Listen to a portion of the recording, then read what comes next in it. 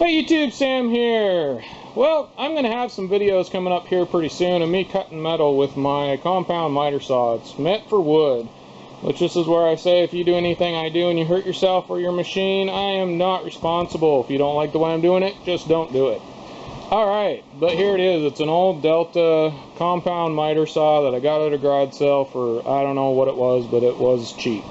And I have modified it now to cut some metal because I need it to. It'll still work for wood, but this is how I'm modifying it. When I did those videos, you'll see where I started burning some parts and pieces on this, so as time went on I actually changed it and modified it, and those videos were too long, so I decided to show you my modifications in this video.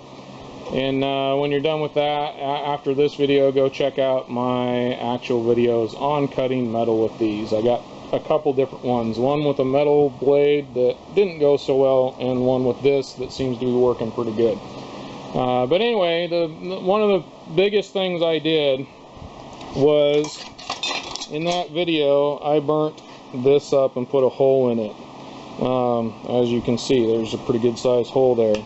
And where that goes is up in here, and it sucks stuff up and goes out to the vacuum system on the back here, which works really good on this. This has pretty good dust collection. That's the word I'm looking for, dust collection on it. But I took that off and started cutting again, and I was afraid that, I'm not sure, I believe this is more of a plastic back in here.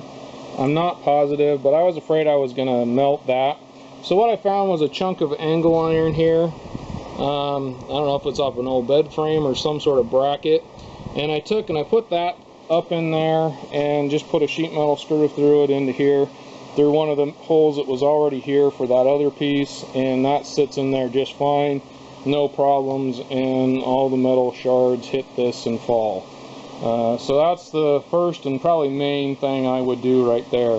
The next thing is very up to you. I started, as you can see, burning this up pretty bad, and I did not want to burn holes or melt this any more than I already have. So I have put that up and I use it without it. Now that is a definite safety issue, so you are responsible for yourself if you choose to do so. Anyhow, and then also, I should show this on the back, you'll see this in the video. I put kind of a zero clearance on the back here. These don't seem to have as much problem with things, you know, shooting down through, or have problems with the big hole here. Although I have also melted this, so I would like to make something different here. At some point I'll have to modify that and change it, but for now it's working fine. But I've got a couple pieces of metal here, and on the back you'll see there's a bolt going through here, and I have actually tapped this for that bolt and then just kind of cut it off flat there. And I did the same thing on this side over here, so that gives you your zero clearance, because things do tend to fly back on this one and get caught and messed up, because this fence isn't, it kind of goes down at a severe angle here for the compound cut. So that is another modification I did.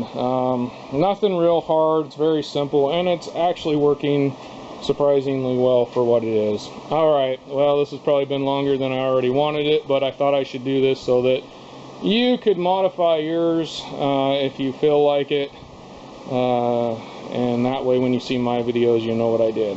Alright, this is Sam, Jack of all, Master of none, and you all have a good one.